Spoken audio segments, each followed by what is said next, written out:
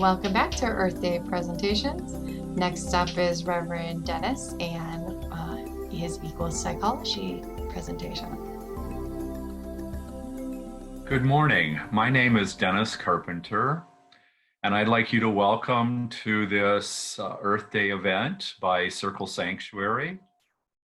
What you see behind me here is the wetlands at Circle Sanctuary in springtime. My interest in ecopsychology come from the fact that I am a psychology professor and have been interested in this aspect of psychology for some time. I'm also interested in ecological issues of our time, and I serve as one of the stewards of Circle Sanctuary Nature Preserve. So in some very unique ways, I combine my interest in psychology with my interest in nature preservation. So my topic this morning is ecopsychology. And just as the term suggests, it does combine ecology and psychology. In particular, I'm interested in the human relationship with the rest of the natural world, and I will talk more about that in my presentation today. The first thing I'd like to talk about is what I refer to as the eco-spiritual or eco-psychological, perhaps even eco-theological type of worldview and what that involves.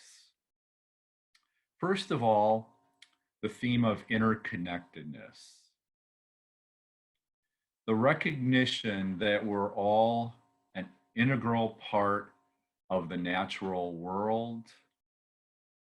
We're part of the community of life here on planet Earth. And we all experience some sense of belongingness to the rest of the natural world in which we live. The next theme is that of interdependence, how each of us is dependent on the rest of the natural world for our health, well-being, and survival.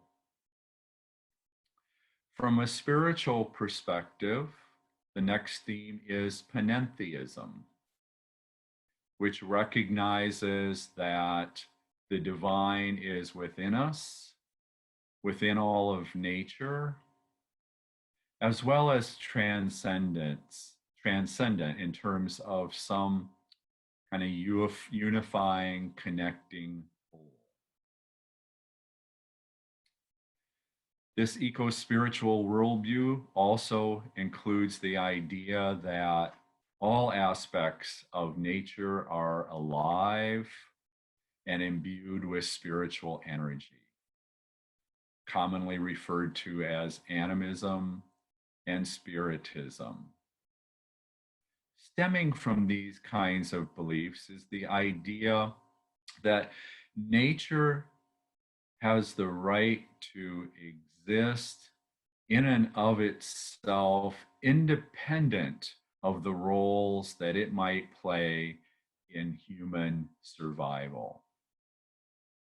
And when we recognize that nature has intrinsic value, it can lead us to more of a concern and more eco actions to protect nature, not only for our own protection, but because all of nature deserves its place, its reality here on planet Earth. So these ethical responsibilities that we all share are important. And they're particularly important in this era of ever-changing climate and clearer evidence of the roles that humans are playing in this. These attitudes and approaches to environmentalism are a vast topic in and of themselves, and we'll need to save that for another day. I'd like to conclude this section on worldview by just saying that it's important for all of us to respect, to honor, and to experience that sense of reverence for all of the natural world that we are a part. My interests in ecopsychology have largely been focused around two major hypotheses. The first hypothesis is that connections or relationships with nature and an embodying of certain aspects of a nature-based worldview increase our sense of regard and valuing of nature, which in turn can contribute to increased environmental responsibility and pro-ecological behaviors. The second hypothesis that I've been interested in centers on the idea that experiences in nature can enhance our own sense of well-being and health. And it's this particular hypothesis that I'd like to focus on more specifically today. So some researchers have referred to the role that nature can play in well-being by calling it nature restorative effects, meaning that if we spend time in nature, that these experiences can enhance our own attention, our own thinking processes, our own sense of wellness more generally. Experiences in nature have been shown to have very significant impacts on stress reduction. That being out in nature and focusing on nature can help take our minds off of the daily stressors that we might be experiencing. And it can also go a long way to helping our bodies to relax and to put us in a mode physically that's very different from that anxiety, fight or flight type of response.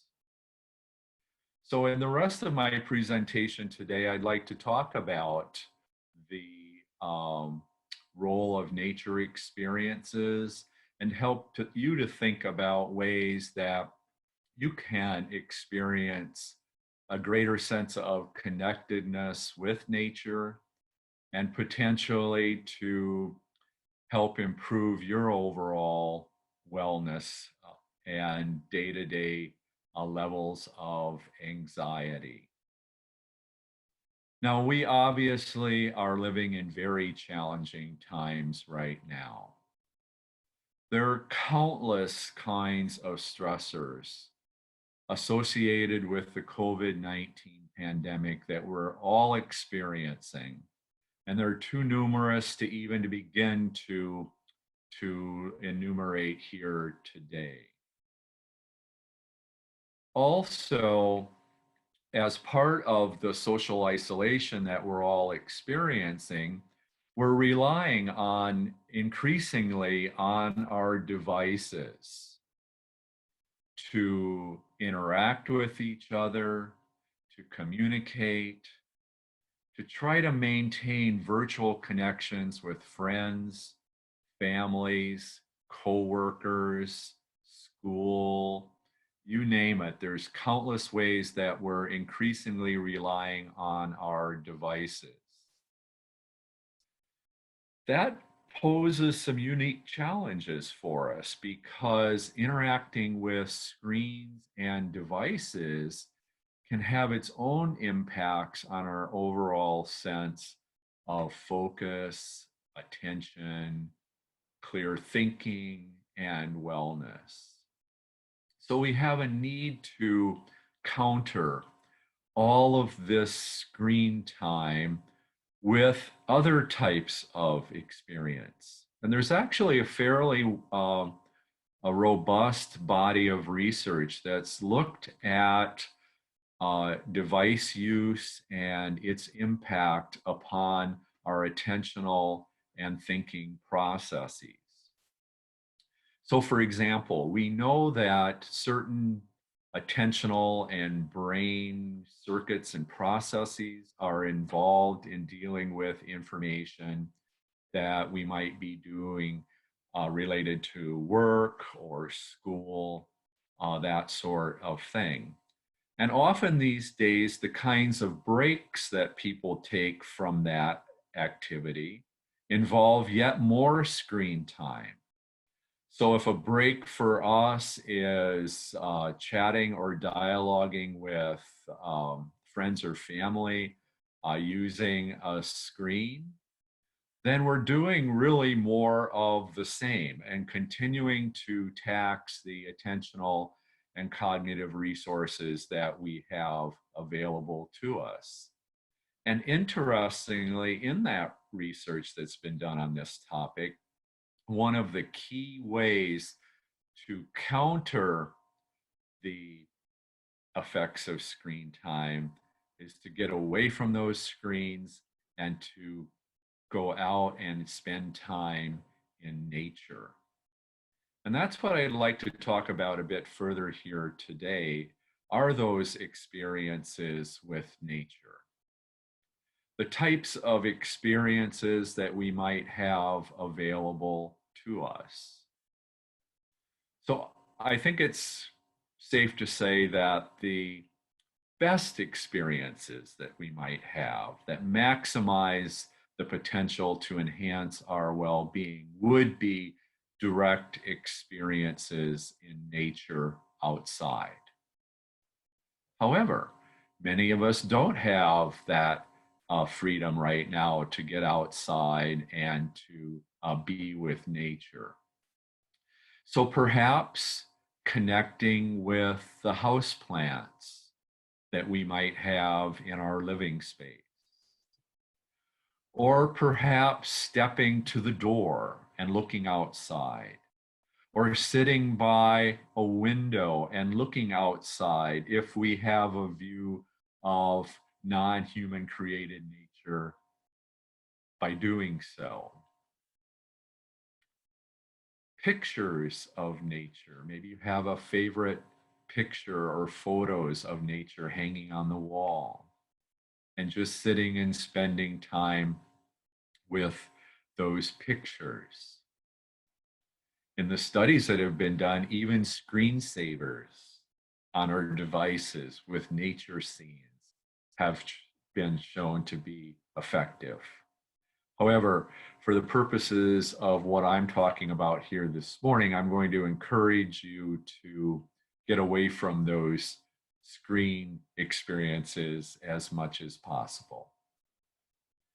If none of these things that I've described are possible for you, then perhaps just taking a few moments from time to time and imagining in your own mind those beautiful, special places in nature that you've found important to you in the past, that just mentally reimagining those experiences could be helpful as well. So that's a range of potential ways that we might interact with nature. Next, I'd like to talk a little bit about some additional considerations to keep in mind when connecting with nature. First of all, I'd like to emphasize the importance of silence and quiet. To be out in nature, fully appreciating nature without conversations with those we might be with, without, if possible, the loud hustle and bustle of the world around us. One of the interesting things about people being encouraged to stay home and to minimize interactions with each other, there have been studies that have documented how quiet the world world is, how quiet even large cities are that never quiet down. So perhaps one of the real benefits of this particular time and getting out in nature, even in large urban environments, is the relative quiet that you might encounter.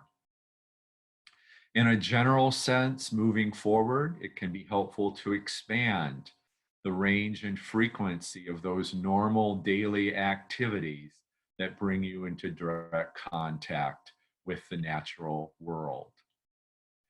For those of you with eco-spiritual interests, rituals, meditations, communion with nature experiences, all of these can be very powerful and helpful in enhancing well-being.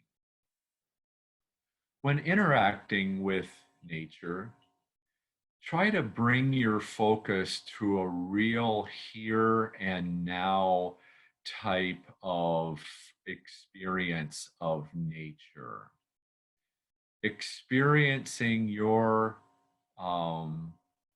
place in nature and your experience as fully as you can in the present.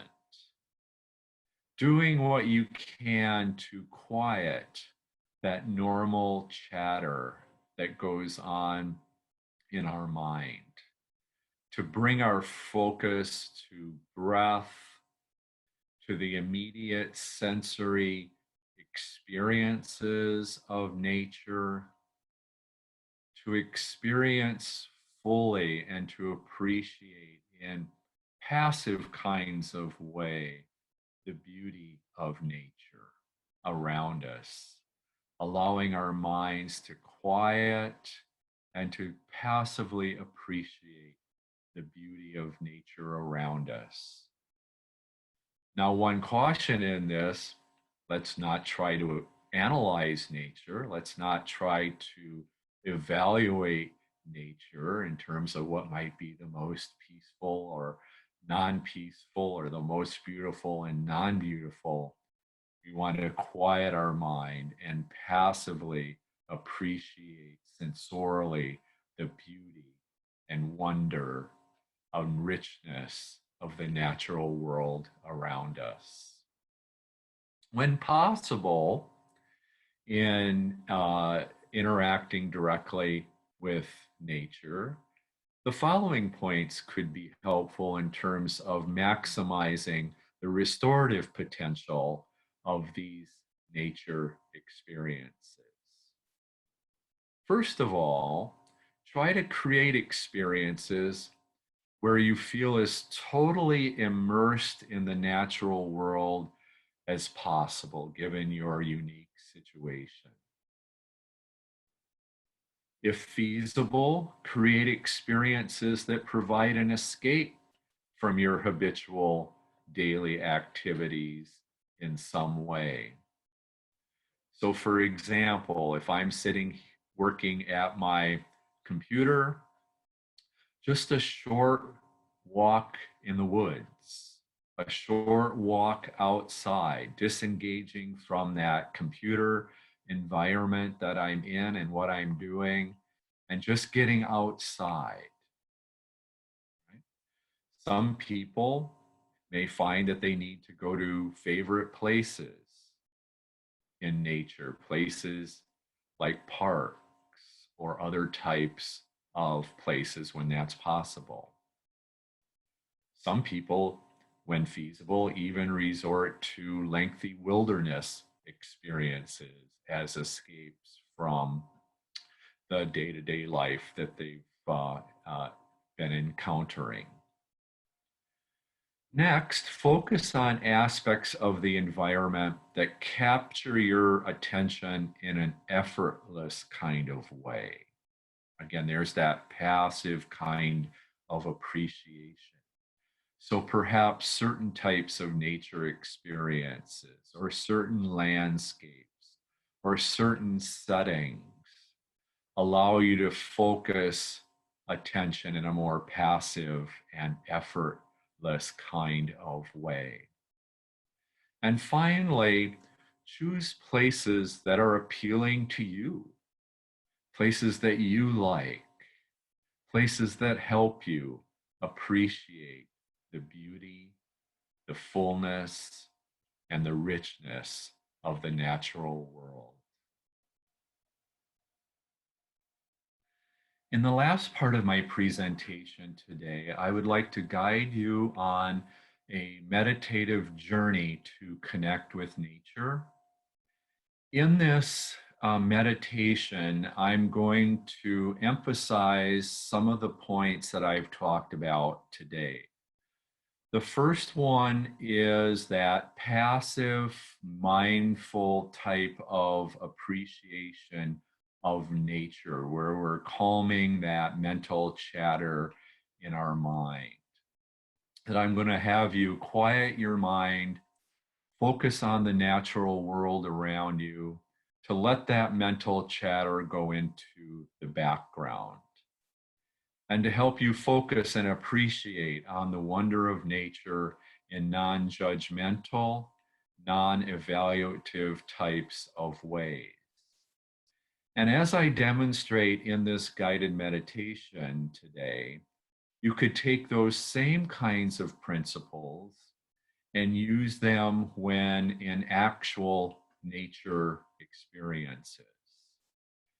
To approach those experiences in passive, calming kinds of ways, where we're able to let those day-to-day concerns kind of melt into the background, and to be able to accomplish that more passive type of appreciation of nature around us.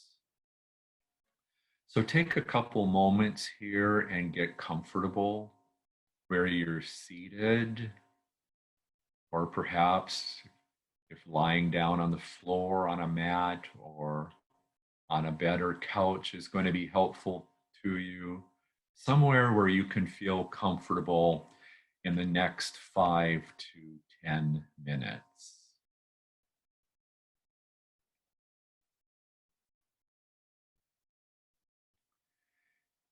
And in this meditation, we're going to start by focusing on our own breathing, relaxing breathing, the kind of breathing where we're breathing fully into our lungs, taking deep breaths in, holding briefly, and then letting all of that air out. Breathing slowly in and out, in and out. So practice this deep type of breathing. And throughout this journey, maintain that type of breathing. If you find your mind wandering at any point, focusing back on breath is a way to help with that. If you find the mental chatter continuing in your mind, acknowledge it, name it, let it go. Bring your focus back to breathing, back to the nature experience that I'm guiding you through. Breathing deeply in and out, in and out. So breathe deeply in the ways that are right for you as we move through this short guided meditation. I'd like you to imagine a special place in nature for you. One that in the past you found relaxing, refreshing, rejuvenating, where the beauty of the place captures your mind in an effortless, passive kind of way. Picture this place in your mind's eye and focus for a few moments in passive, effortless kinds of ways on the visual beauty of this place in nature.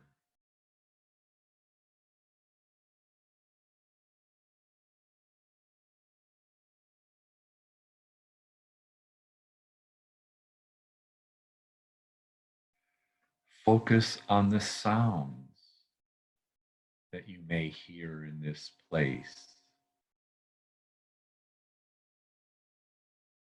The sounds of the breezes, perhaps, rustling of the leaves, the sounds of birds, whatever sounds there might be in this place.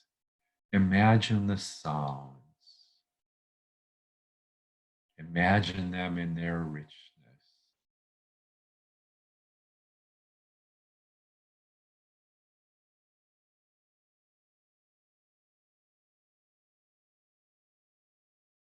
Focus on the smells, maybe even some tastes that you might experience in this place.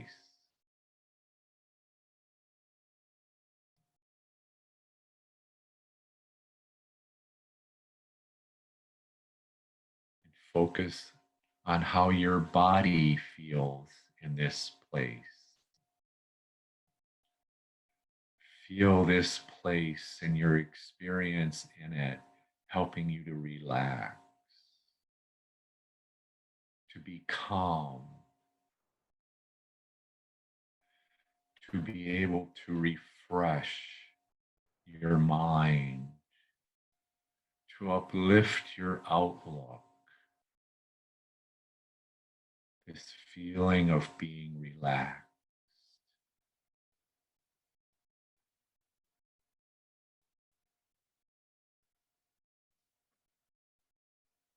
Let's return our focus now to this more holistic experiencing of nature.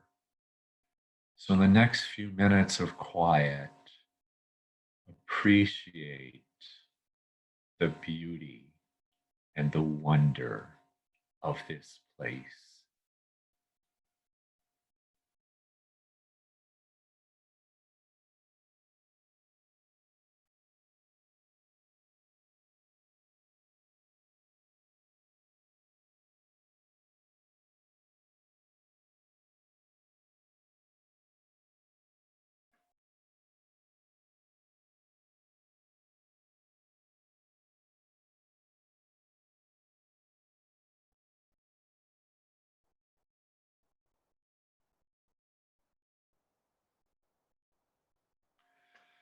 Let this experience affirm or reaffirm to you the idea that nature is always with you in some way.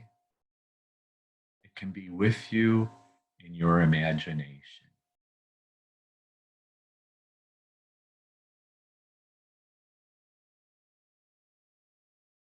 Even better, as time goes on and our freedom returns to move about the world, may you be able to go out in nature more and to experience the rejuvenating power of nature experiences more directly.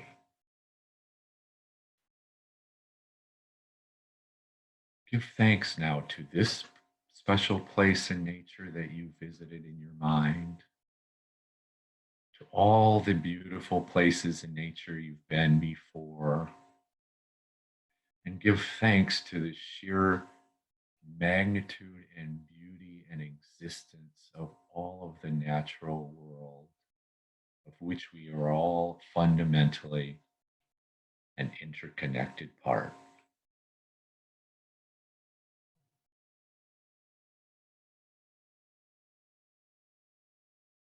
Focusing on breathing again,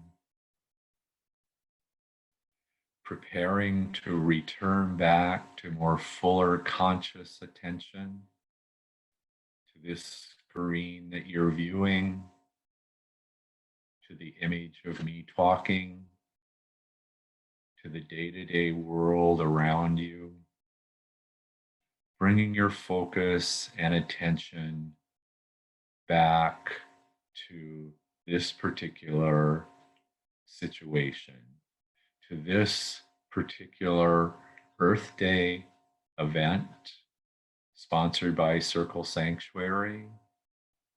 Again, you're seeing Circle Sanctuary here, the wetlands at the sanctuary near the gate as you enter.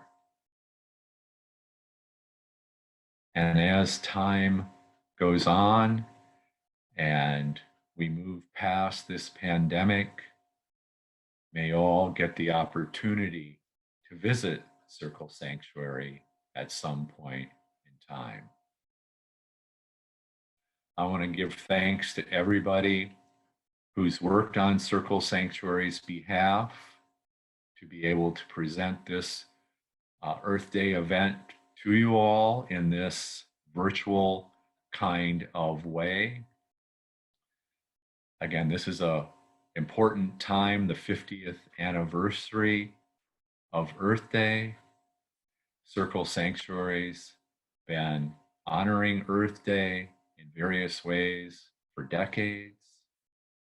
And we're so pleased that in these difficult times, even though we can't be together physically, we're still together energetically in certain kinds of ways, and that we can be together in this virtual way to share ideas, to share experiences, to share inspiration.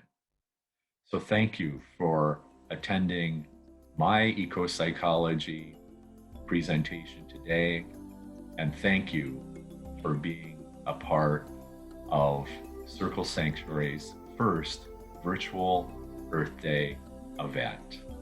Happy Earth Day.